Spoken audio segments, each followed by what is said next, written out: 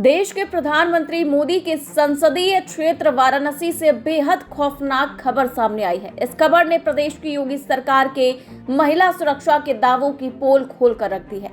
जहां 7 दिन 23 दरिंदों ने एक लड़की के साथ हैवानियत की सारी हदें पार कर दी। इस खबर को सुनने के बाद आप भी सन्न रह जाएंगे कि एक लड़की के साथ 7 दिनों तक शहर के अलग अलग हिस्सों में दरिंदों ने रेप की वारदात को अंजाम दिया। दरअसल वाराणसी के लालपुर इलाके की रहने वाली युवती 29 मार्च को अपने एक दोस्त से मिलने के लिए अपने घर से निकली थी, लेकिन 6 दिन बीत जाने के बाद भी बेटी घर नहीं पहुंची।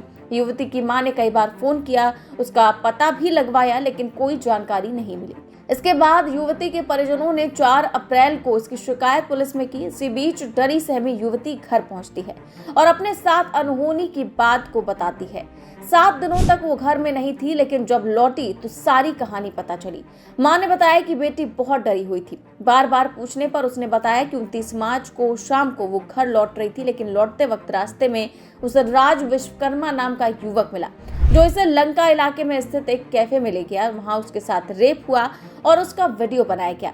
अगले दिन 30 मार्च को समीर नाम का एक युवक अपने दोस्त के साथ पीड़ित को बाइक पर जबरन बैठाकर हाईवे पर ले गया। वहां भी उसके साथ गलत काम किया गया।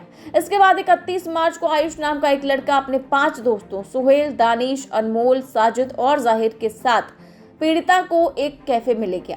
वहां पीड़िता को नशीला पदार्थ दिया गया और सभी ने बारी बारी से उसके साथ गलत काम किया। पीड़िता का कहना है कि 7 दिनों से शहर के अलग अलग हिस्सों में उसे ले जाया गया, वहां उसे जबरन नशा करवाया गया और इस दौरान 23 लोगों ने उसके साथ गलत काम किया।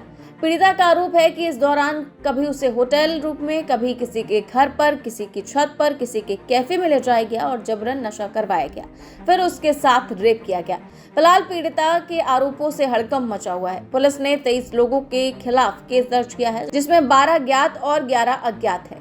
पुलिस ने उन 9 लोगों को गिरफ्तार भी किया है और सभी से पूछताछ कर रही है। फिलहाल पुलिस ने 9 लोगों को गिरफ्तार भी किया है और बाकी की तलाश की जा रही है। 7 दिन तक लड़की कहां-कहां, किस-किस होटल में रही, इसकी जांच की जा रही है। उन होटलों के सीसीटीवी फुटेज भी निकलवाए जा रहे हैं, लेकिन जिस तरह से घटना को अंजाम दिया गया, उसे सुनने के बाद हर किसी के रोंगटे खड़े हो गए हैं और इस घटना ने एक बार फिर से महिला सुरक्षा को लेकर सवाल खड़े कर दिए हैं। बेटी सहेली के घर जाने के नाम पे घर से निकली थी और उसके बाद जो है उसके साथ सारी घटनाएं ये हुई हैं। कब से कब गायब थी और आपने रिपोर्ट ये कब लिखवाई? 29 तारीख को बेटी घर से निकली थी और निकलने के बाद अपने सहेली, मैं उसका नाम नहीं लेना चाहता हूँ, जी न उसके साथ घूमने के लिए घाट उठ कर ये गई। एक आध दिन इसी में लगा। उसके बाद ये लड़कों के संपर्क में आई और उसी समय धीरे धीरे जो है 3-4 दिन का टाइम बीत गया। घर वाले थोड़ा लोक लाज के डर से भी अपने स्तर से खोजने में लगे हुए थे, लेकिन सारी कोशिशों के बावजूद जब लड़की नहीं मिली तो पुलिस के पास हमको आना पड़ा। कब, कौन सी डेट में आप आए? 3 तारीख को हमने 3 अप्रैल पुलिस से संपर्क किया था। जी। फिर उसके बाद 4 तारीख को लड़की बरामद हुई पुलिस द्वारा। उसका हालत बहुत खराब था, बताने की स्थिति में नहीं थी। जब सामान्य स्थिति थोड़ी हुई तो वो सारी घटनाओं को बारी बारी से बताई। बेटी ने आप लोगों को क्या बातें बताई और क्या बताया कि किस तरीके से, जैसे कोई नशे की चीज दे के या क्या उसके साथ नशीला पदार्थ कई बार, कई डोज, कई जगहों पर लिया गया और उसके साथ सामूहिक दुष्कर्म किया गया। कौन लोग हैं? जैसे पुलिस द्वारा कई लोग गिरफ्तार भी हैं, आपको किस पे शक है? क्या लगता है ये प्लानिंग है? और इतने लड़कों का इसमें इन्वॉल्व होना ये किसी ऐसे ही बात की इशारा करता है, जो कि प्लानिंग की बात समझ में आती है।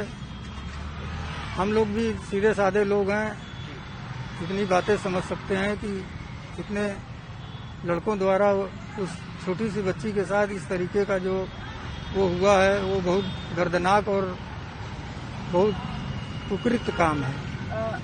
बेटी की उम्र क्या थी और पढ़ाई क्या करती थी वो? बेटी कॉमर्स साइड से इंटर कर चुकी थी और उसी के बारे में हम लोग सोच रहे थे कि वो कुछ खेल कूद में अपना नाम करने के लिए आगे बढ़े। क्या एथलीट भी थी कोई? एथलीट वगैरह नहीं थी, लेकिन उसको स्पोर्ट में डालने का पूरा मन घर वाले बना रहे थे। तो ये था कि स्पोर्ट में आजकल बिना पढ़े लिखे बच्चे भी बहुत नाम कर रहे हैं। यही अपनी वो थी। क्या उम्र होगी अभी? 19 के आसपास उम्र है बिटिया की। सबसे बड़ा सवाल है कि 9 लोगों को अरेस्ट किया गया है, किसी पे शक है या किसी का नाम आप?